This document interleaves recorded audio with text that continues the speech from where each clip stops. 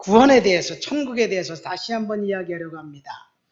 지난주는 마태복음 25장 말씀을 가지고 마지막 심판대 앞에서 심판주 되시는 예수님께서 이제 민족과 열방을 양과 염소로 나누신다는 얘기를 했어요.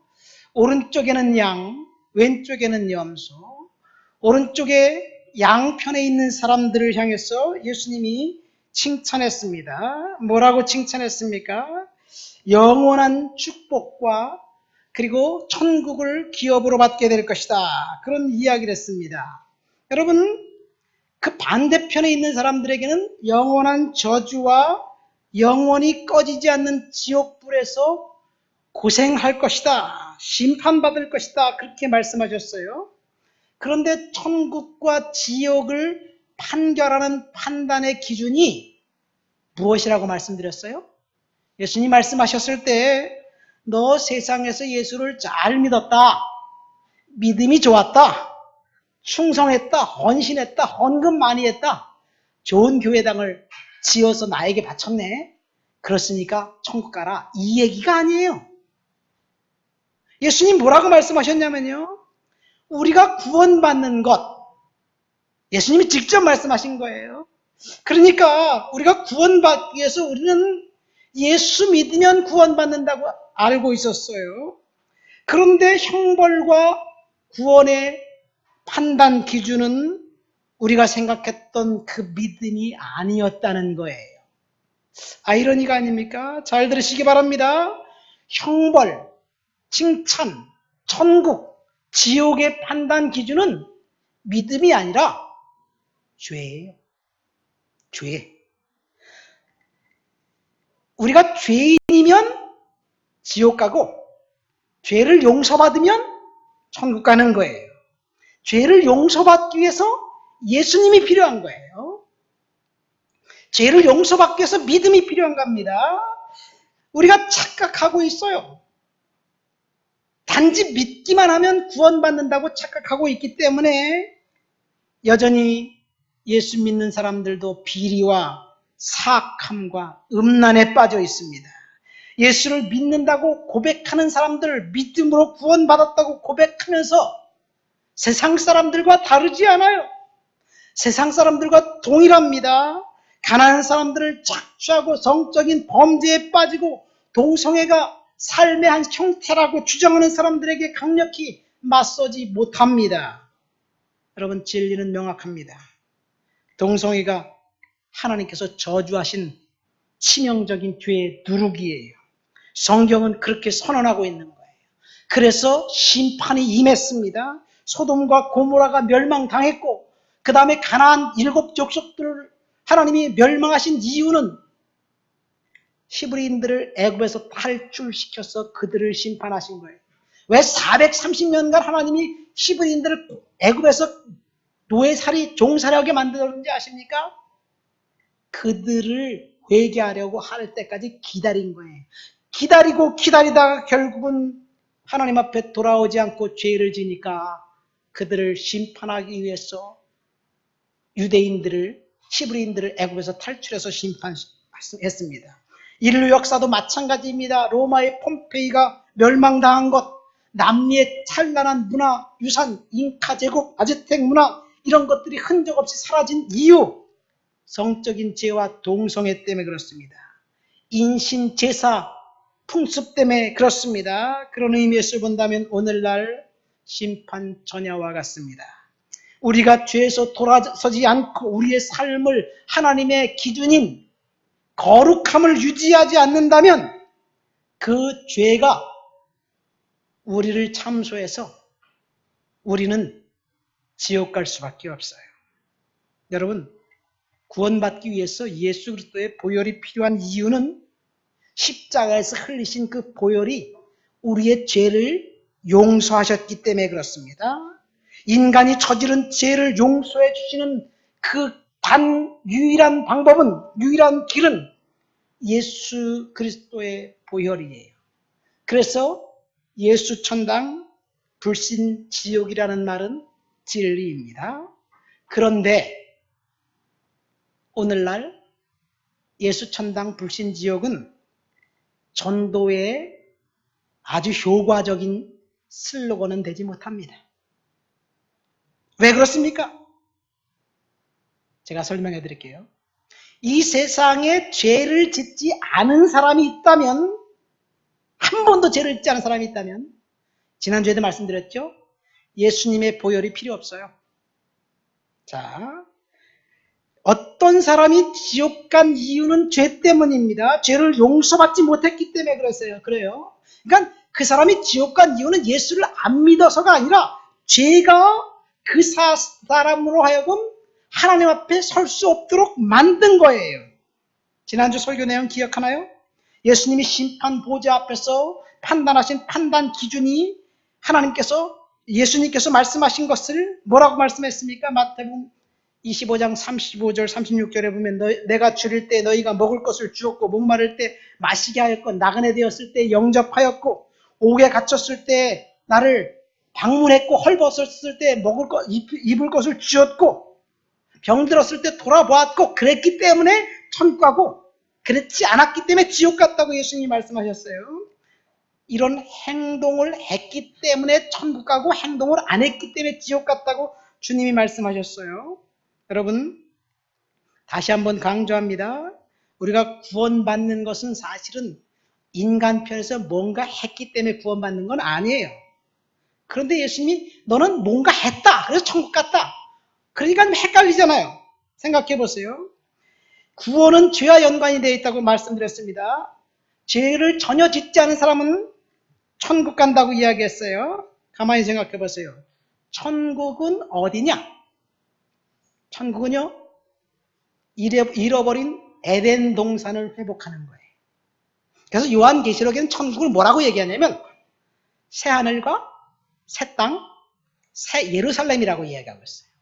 그게 천국이에요. 그러니까 새하늘과 새 땅, 새 예루살렘, 요 에덴 동산을 회복하는 것이 천국입니다. 그런데 에덴 동산에 이미 살고 있었던 아담과 이브는 천국 가기 위해서 뭔가 해야 될 필요성이 있었습니까? 이미 거기 살고 있는데 아담과 이브는 에덴 동산에 살고 있었어요. 그랬기 때문에 예수의 보혈도 필요 없습니다. 천국에 있으니까. 근데 그들이 쫓겨났어요. 왜 쫓겨났어요? 죄 때문에 쫓겨난 거예요. 선악과를 따먹은 불순종의 죄가 그들을 거기 있을 수 없게 만들었습니다. 구원이 바로 그와 같아요. 죄가 있는 사람은 에덴 동산에서 쫓아낼 그 권리가 아무도 없습니다.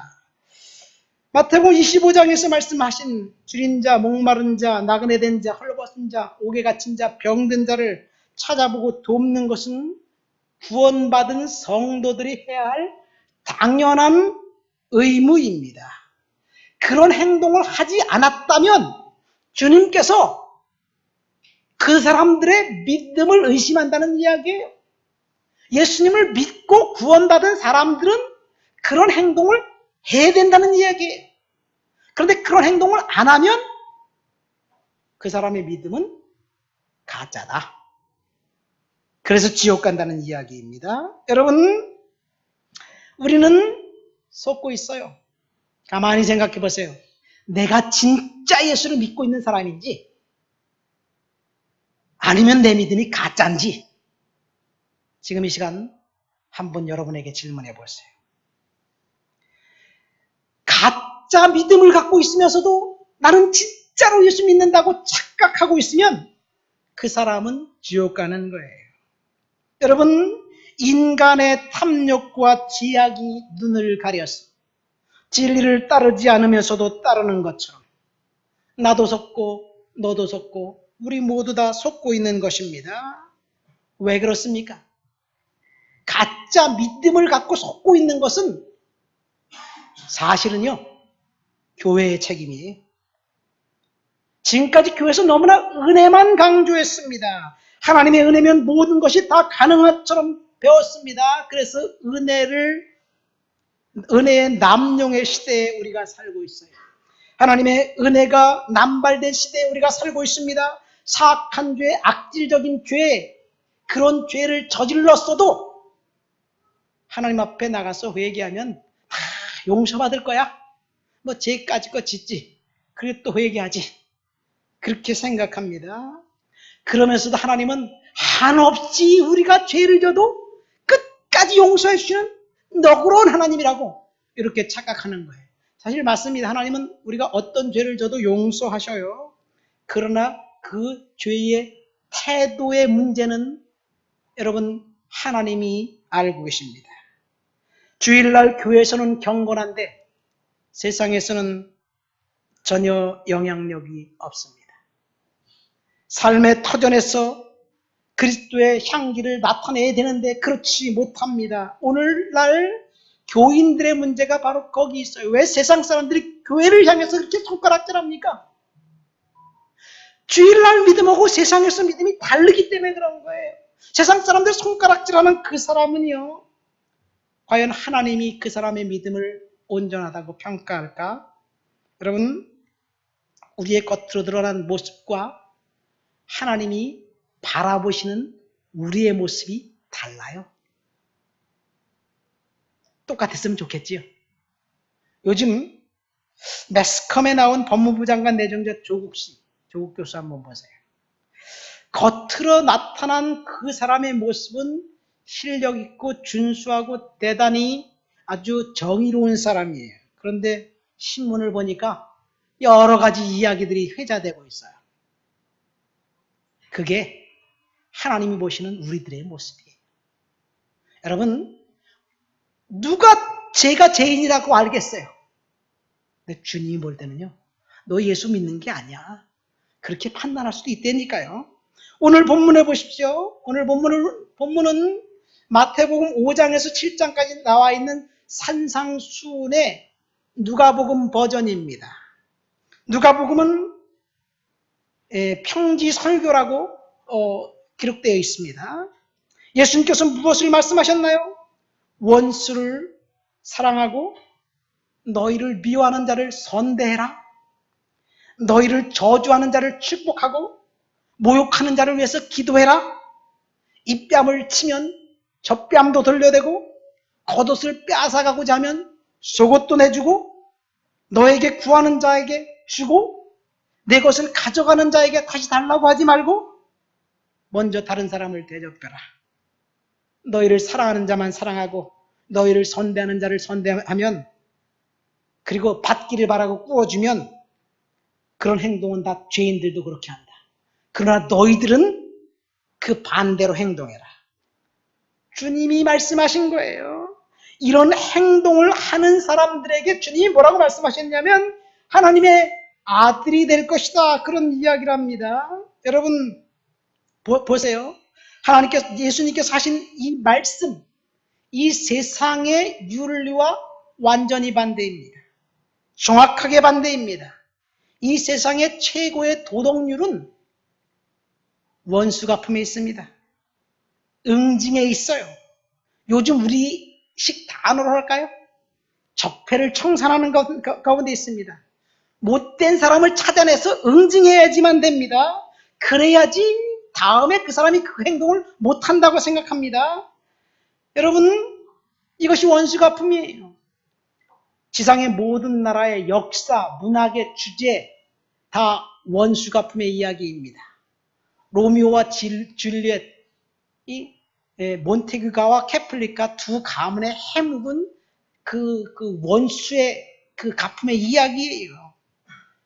춘향전도 마찬가지잖아요. 변사또 나쁜 인간하고 그 다음에 춘향이 괴롭힌 그 변사들을 응징하는 것이 이몽룡이에요.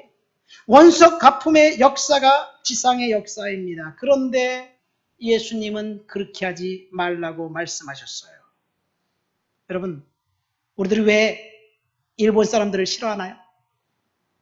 세상에서 일본 사람들을 무시하는 민족은 우리밖에 없어요. 대한민국은 대단해. 일본을 무시하니까. 그런데요, 우리 조상들에게 한 행동을 보면 도저히 용서할 수가 없습니다. 잠이 안 옵니다. 그래서 복수해야만 직성이 풀립니다. 일본 사람들도 그렇게 생각할까요? 사실은요, 일부 극우파 일본 정치인들 외에 뭐 독도가 일본 땅이라고 주장하지만 일본 이 평범한 백성들은 우리하고 똑같습니다. 우리가 경계해야 될 것은 사실 서로 원한을 사무치게 만들어서 적대감을 가지고 경쟁하게 만드는 것, 원수갑게 이렇게 부추기는 것, 이것이 문제입니다. 서로 경쟁하고 전쟁하고 경제 보복을 하면 사실은요, 일반 소시민들만 손해예요. 우리가 일본하고 경제 전쟁을 하면 돈 없는 서민들만 손해죠. 기득권층 정치하는 사람들 절대로 힘들어하지 않습니다. 고스란히 힘든 것은 서민의 목이에요. 국가 경계를 잇고 민족이라는 구호를 뭉치게 해서 구호를 가지고 뭉치게 하는 것, 정치하는 일부 사람들의 기득권을 지키기 위해서 그런 거예요. 이 민족주의라는 단어, 내셔널리즘이에요, 영어로. 이것은 굉장히 부정적인 단어입니다. 민족주의는 전쟁과 연관이 있기 때문에 그래요. 저는 사실 제가 유학 가가지고 다양한 사람들을 같이 살면서 일본인 친구들하고 이렇게 살다 보니까 이 대한민국이라는 경계를 갖고 그냥 여기서 막 터지게 싸우는 것이 의미가 없다는 것을 알았어요. 이미 세계는요, 글로벌라이제이션, 세계화가 되어버렸어요. 삼성이 대한민국 기업일까요? 이름만 삼성이에요. 회장님만 대한민국 사람이에요. 다국적 기업입니다.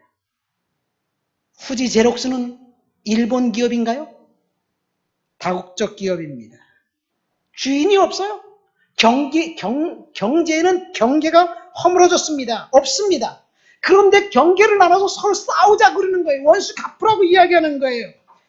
우리는 세상의 시류에 편승해서 적당히 살아가지 말아야 될 줄을 믿습니다.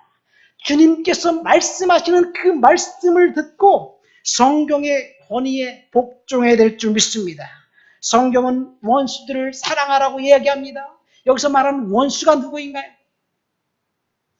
아베도 사랑하라는 이야기예요. 일본 사람도 사랑하라는 이야기예요. 그렇게 할 수 있나요?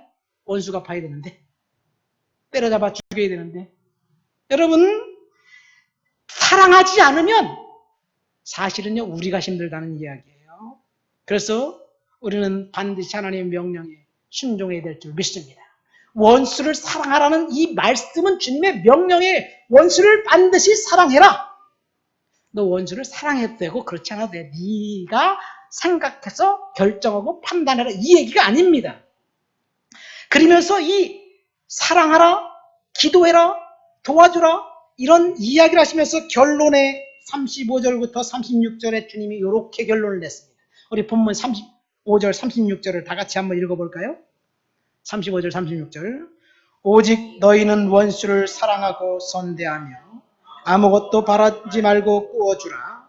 그리하면 너희 상이 클 것이요 또 직위 높으신 이의 아들이 되리니 그는 은혜를 모르는 자와 악한 자에게도 인자하시니라. 너희 아버지의 자비로우심 같이 너희도 자비로운 자가 되라. 여기 보면 이 35절에 예수님께서 원수를 사랑하고 미워하는 자를 선대하고 아무것도 바라지 말고 꾸어주는 자들에게 두 가지 축복을 약속해 주셨습니다. 두 가지 축복. 첫 번째는 그렇게 하는 사람들은 하늘에서 뭐가 크다? 상이 크다. 그런 얘기예요.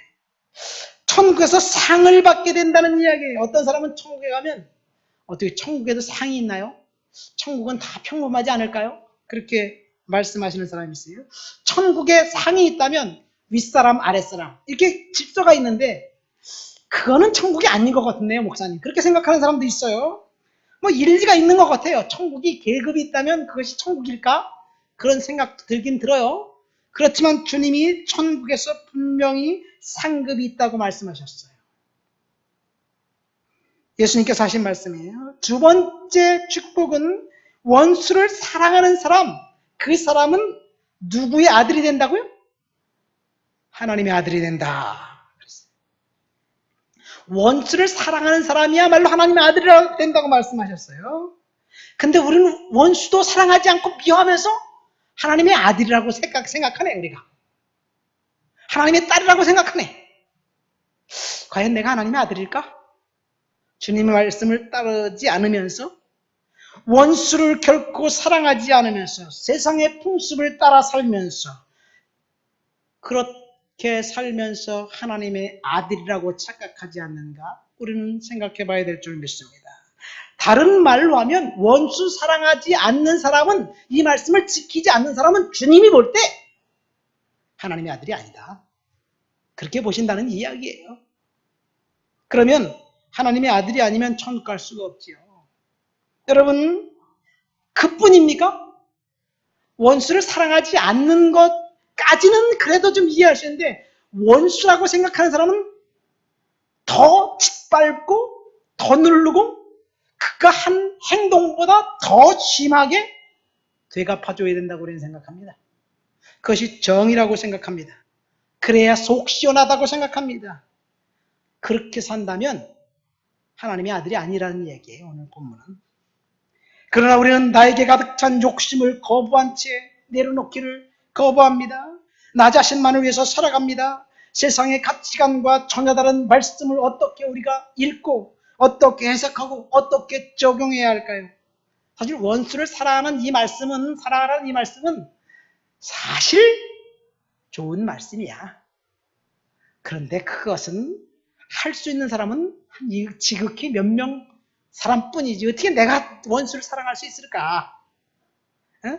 주님도 이 말씀은 순종하기 힘든다는 사실을 다 알 거야. 그렇게 생각하면서 그냥 지나가야 할까요? 이 말씀은 주님이 저와 여러분들에게 순종하라고 주신 말씀이에요. 반드시 원수를 사랑하고 우리를 모욕하는 자를 위해서 기도하고 저주하는 자를 위해서 축복해야 된다는 거예요. 원수 같은 저 인간 저주받아야 속 시원하다고 그렇게 생각하지 말라는 이야기입니다. 그렇다면 주님이 이 말씀을 어떤 배경에서 설교했는지 그 배경을 안다면 우리의 생각보다 훨씬 더 명확합니다. 사실은 예수님께서 하신 이 말씀은요, 갈릴리에서 했어요. 갈릴리 그 주변의 사람들에게 했습니다. 갈릴리 사람들은 어떤 사람들이냐면요, 예수님이 태어나던 그 해에 한 사람이 일어나서 몇 명의 사람들이 독립군 무장단체를 결성해서 로마 정부의 식민정부의 무기고인 세포리스를 탈취했어요. 쉽게 말해서 독립운동을 벌인 거예요. 근데 그 당시 로마가 세계를 정복하고 있었던 강력한 나라잖아요. 공격당했어요. 로마 정부가 어떻게 했을까요? 군병들을 대거 파병해서 갈릴리를 완전히 쑥대밭으로 만들어버렸어요.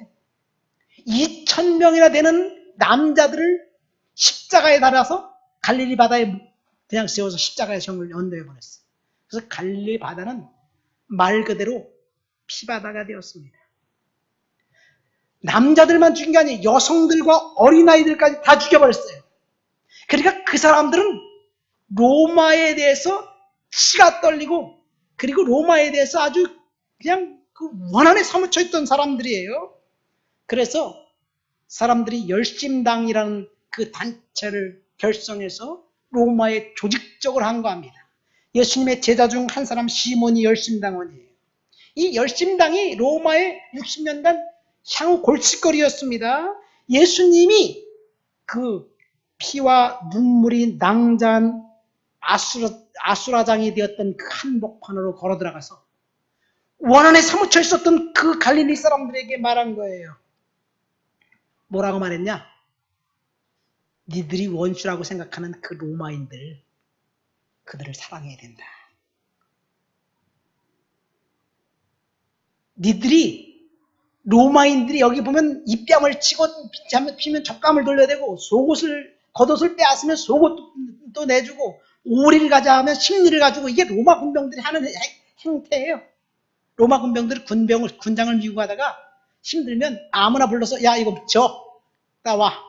그리고 하면 그건 법이에요. 그러니까 로마 군병들이 오면 도망가야 되는 거예요. 그런데 그 이야기를 지키라는 이야기입니다.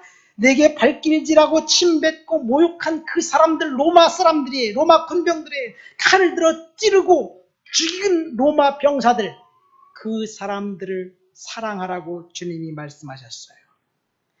그가 오른쪽 뺨을 치면 왼쪽도 돌려대라. 억지로 오리를 가고자 하면 심리까지 가져라. 외투를 벗어달라고 하면 속옷까지 벗어주어라. 여러분, 이 말이 도대체가 이해가 되나요?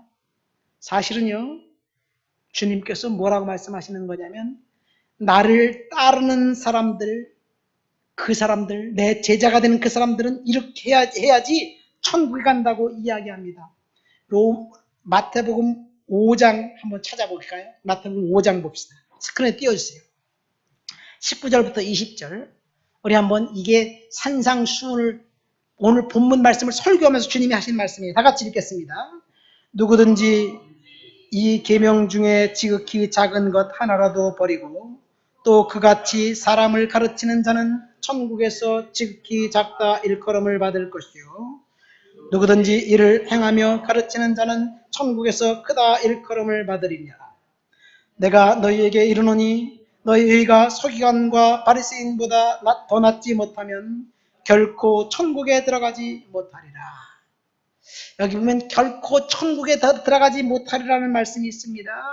율법을 제대로 지키지 않는다면 주님이 말씀하신 것처럼 원수를 사랑하고 핍박하는 자를 위해서 기도하고 그들을 섬기지 않는다면 천국에 들어가지 못한다는 이야기예요. 그 말은 다시 말해서 원수를 사랑하지도 않으면서 예수를 믿는다고 하는 그 믿음은 주님께서 가짜라고 지금 보시는 거예요. 여러분, 이 산상수훈의 설교를 들은 사람들은 굉장히 혼돈스러웠을 거예요. 우리보다 더 혼란스러웠을 것입니다. 그 말을 듣는 사람들은 분노를 치밀게 만들었을 거예요. 아니, 저 사람이 랍비라며 우리의 리더가 되어갖고 같이 로마하고 싸워야지. 아니, 로마가 그 사람들을 용서해 주라고? 말이 되냐? 오히려 분노했을 것입니다. 그런데 주님은 계속해서 말씀하시는 거예요. 너희 의가 서기관과 바리새인보다 더 낫지 못하면 결코 천국에 들어가지 못할 것이다. 여러분, 이 말씀을 들었던 1세기 유대인, 갈릴리인 청중들은 충격은 대단했을 것입니다. 오늘날 여러분들, 일본의 아베가 그렇게 뭐 경제 보복을 한다, 뭐 한다 막 그렇게 이야기하는데, 아베를 사랑해라 그렇게 얘기하면 뭐라고 얘기할 거야? 신일파? 뭐 이렇게 얘기를 듣겠지요. 예수님은 아마 그런 비아냥거림을 들으면서도 이렇게 말씀하셨어요. 섬기고 사랑하는 것이 결국은 이기는 길이에요. 더 크게 원수 갚는 길이에요. 그래서 주님은 원수를 갚으라는 이야기를 하셨어요. 만약 우리가 대적해서 싸운다면 일본을 이길 수 있을까? 퀘스천이에요. 정치하는 사람들은 민족의 감정을 부추겨서 우리는 충분히 해낼 수 있어. 까짓거 그거 뭐 만들지 뭐. 기업 다 망하고 난 다음에 만들 수 있을까요? 여러분, 원수를 사랑으로 굴복시켜라. 그래야 이긴다는 이야기입니다. 이렇게 안 하는 사람들의 믿음은 가짜라는 얘기예요. 그래서 구원받지 못한다는 말입니다. 제가 좀 헷갈리는 말을 했어요. 원수를 사랑하지 않으면 예수님이 말씀하시기를 하나님이 아들이 아니다, 천국 갈 수 없다고 이야기합니다. 지난주에도 동일합니다. 아까 제가 말씀드렸죠, 서론에 예수천당 불신지옥은 지상 명령 성취 전도를 위해서 효과적인 슬로건이 못 된다고 했습니다. 일제시대 최건능 목사님은 예수천당 불신지옥 그 한마디만 해서 전도했대요. 수많은 사람들이 그 외침 소리를 듣고 예수를 믿었대요.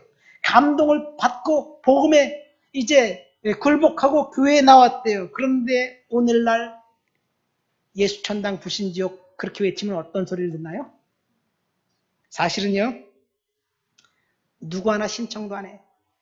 오히려 방해가 됩니다. 왜 방해되냐면, 왜 예수만 믿어야 천국 간다고 넌 그렇게 따지냐? 예수 안 믿고 뭐 부처님 믿으면 천국 못 간다고? 난 그렇게 독선적인 기독교 믿고 싶지 않다. 이렇게 이야기하면서 거부하는 거예요. 그러니까 예수천당 불신족 요거만 외치면 사실은 걸림돌이 돼요. 오늘날 저항해서 예수를 안 믿겠다는 이야기예요. 뭐 사실 따지고 보면 그 사람이 그 얘기 듣고 저항해서 예수 안 믿겠다고 해서 구원받지 못하면 그 사람 책임이에요. 그런데 주님은 우리가 걸림돌 되게 해서 그 사람이 예수 안 믿었으면 그 사람의 값을 우리들에게서 찾겠다는 얘기예요. 지혜롭지 않게 전도할 필요성은 없습니다. 사실은요, 제가 인하대에 가서 청년들에게 영어 성경 공부를 하는데 절대로 예수만 믿어야지 구원받는다 이렇게 얘기 안 해요. 그렇게 얘기했다면 애들이 당연히 목사님 무슨 말입니까? 요즘 같은 세상에 예수만 믿어야 천국 가냐고 그렇게 말씀하면 나 그런 거 안 믿겠어요. 이렇게 얘기해. 그렇기 때문에 나는 그 얘기 쏙 빼요. 우리가 지옥 가는 것은 죄 때문에 그래. 너 죄이지. 그럼 지옥 가. 근데 죄를 용서해 주실 분이 예수님이기 때문에 예수만 믿어야 천국 간다는 이야기야. 그렇게 돌려서 얘기합니다. 어떤 사람은요, 말끝마다 오직 예수. 오직 예수. 카톡을 보내면 아무것도 안 써. 오직 예수. 딱 이거만 써버려요. 기분 되게 나빠. 경건한 것 같은데요. 상대방을 하여금 저항을 이렇게 만들어요. 오직 예수 좋아요. 그런데 그것이 상대방이 어떻게 느끼느냐, 그것을 생각해 봐야 되는 거예요. 여러분, 제가 그 몇 년 전인가요? 지하철에서 전도하는 사람 간증을 뉴스에서 읽었나? 뭐, CBS에서 들었나 그래요. 지하철에서 전도하는데요. 그 사람이, 전도는 간단하잖아요. 예수 천당 불신지역에 해 따지고 보면 주 예수를 믿으라 그러면 너와 내 집은 구원을 얻으리라 막 그러면서 시끄럽게 그렇게 얘기해요. 그런데요, 비 오는 날 가장 위험하대. 우산 가지고 그냥 탁 찌르고 그냥 간대요. 너무너무 가슴이 아프더라고요. 사실은요, 오늘날 예수 천당 불신지역 이것은 사실 지혜로운 방법이 아니에요. 그런데 전도의 방법은, 그러니까 예수 천당 불신지역은 말로 하는 거예요. 말로 하는 거예요. 원수를 사랑하라는 말은 행동으로, 삶으로 전도하는 거예요. 그래서 원수를 사랑해야 되는 거예요. 자, 원수를 사랑하면 구원받고 원수를 미워하면 지옥 간다. 이런 말씀인 것 같지만 사실 이 말씀은, 예수님께서 하신 말씀은 지상명령에 대한 말씀이에요. 여러분, 지상명령이 뭡니까? 마태복음 28장 18절부터 19절, 그러므로 너희는 가서 모든 족속으로 제자를 삼아. 우리 한번 읽어봅시다. 다 같이 읽어보시겠습니다.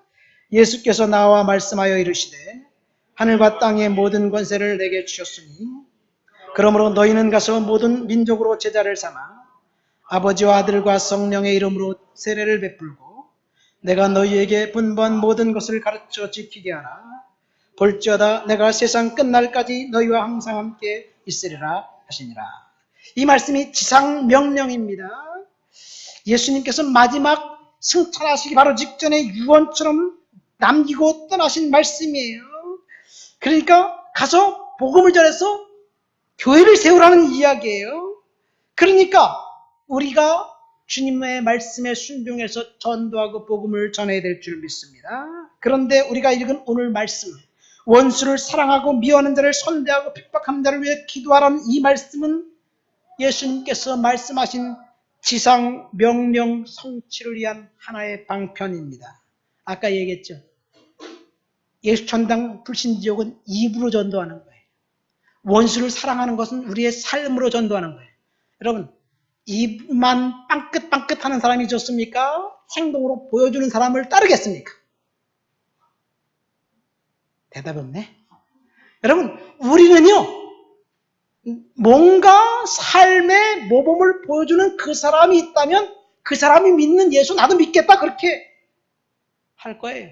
그러니까 원수 사랑, 원수를 감동시켜서 주님 앞에 나오고 원수를 감동시켜서 더 이상 나를 해코지하지 못하게 만들고 화해할 수밖에 없으니까 얼마나 좋습니까? 이것이 축복입니다. 원수를 사랑하는 것은 삶으로 전도하는 거예요. 왜 요즘 전도하기가 어렵습니까? 말로만 전도하기 때문에 그런 거예요. 행동으로 전도해 보세요. 삶으로 섬겨 보세요. 안 믿을까요? 행동이 뒷받침해 주지 않기 때문에 오히려 욕먹는 거예요. 예수님께서 하신 말씀은 순종하기 힘들지만 반드시 지상명령 성취를 위해서 순종해야 될 말씀입니다. 믿습니까? 그래서요, 야고보 사도는 원수를 사랑하지 않는 그 사람은, 행함이 없는 믿음은 어떤 믿음이라고요? 죽은 믿음이라는 얘기예요. 그러니까 죽은 믿음 갖고 있는 사람은 그 믿음은 진짜가 아니라는 얘기예요. 그래서 지옥 간다는 얘기, 말씀을 맺습니다. 오늘 우리는 반드시 실천해야 될 예수님의 명령에 대해서 들었어요. 원수를 사랑하지 않는 사람은 그 사람의 행동은 주님이 볼 때 믿음이 가짜일 수도 있다는 얘기. 그 가짜 믿음을 갖고 있는 사람은 그 가짜 믿음 때문에 사실 내가 진짜 믿음인 것처럼 착각한다고 할지라도 그것 때문에 지옥 간다는 얘기. 마태복음 산상수훈 말씀하면서 7장의 결론에 이렇게 주님이 말씀하셨습니다.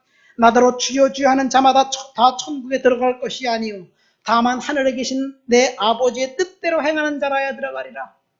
여러분, 입으로 주여 주여 한다고 천국 가는 것이 아니에요. 입으로 예수 믿는다고 이야기하는 사람이 천국 가는 것이 아니라는 이야기예요. 그러면서 주님이 계속해서 이렇게 말씀하십니다. 그날에 많은 사람이 나더러 이르되 주여 주여 우리가 주의 이름으로 선지자 노릇하며 주의 이름으로 귀신을 쫓아내며 주의 이름으로 많은 권능을 행하지 아니하였나이까. 그 사람에게 주님이 내가 너희를 도무지 알지 못한다. 불법을 행하는 자들아 나에게서 떠나가라. 말씀하셨어요. 여러분, 원수를 사랑하라는 말씀은 우리가 분명히 주님 앞에 순종해야 될 말씀입니다. 주님의 지상명령 성취를 위해서 우리가 삶으로 효과적으로 예수 그리스도를 전파하기 위해서 전도하기 위해서 우리는 그런 삶을 살아야 될 줄 믿습니다. 다시 한번 강조합니다. 원수를 사랑하지 않고 우리의 행동이 뒷받침되어 주지 않는다면 우리의 믿음은 주님이 의심한다는 얘기. 내 믿음이 진짜 믿음인가? 가짜 믿음인가? 이것을 판별하는 것은 원수를 사랑하지 않느냐, 세상의 시류에 그냥 따라 살아가느냐, 여기에 따라 달리겠습니다. 주님, 원수를 사랑할 수 있는 그런 믿음을 나에게 허락해 주옵소서. 우리 다 같이 통성으로 말씀을 생각하면서 기도합니다.